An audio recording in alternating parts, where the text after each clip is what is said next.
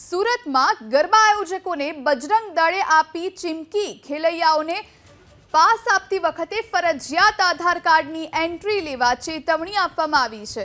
સાથે જ માતા બહેનો પરિચિત વ્યક્તિઓ સાથે જ ગરબા રમે તેવી પણ બજરંગ દળે અપીલ કરી। ગરબાના આયોજન સ્થળે દરેક વ્યક્તિઓ ખેલૈયાઓ બાઉન્સર્સ ડીજે અથવા ઇવેન્ટિમ ફરજિયાત સનાતની હોવા જોઈએ તેવી પણ ચીમકી ઉચ્ચારવામાં આવી। गरबा की पूरी टीम में सभी सनातनी होने चाहिए, चाहे वो खेलैया हो, साउंड सिस्टम हो, डीजे वाले और खास करके बाउंसर सिक्योरिटी, सभी सनातनी हो, इस बात का पूरा ध्यान देना चाहिए। साथ ही साथ गरबा आयोजकों से एक अपील है कि आप जिन्हें भी फिजिकल पास या ऑनलाइन पास देते हैं तो उनकी डाटा एंट्री के लिए आधार कार्ड जरूर लें, ताकि अगर कोई भी ऐसा कोई माहौल बिगड़ने का काम या कोई गैर प्रवृत्ति होती है तो पुलिस उस आधार कार्ड के थ्रू उसकी जांच सरलता से कर सके।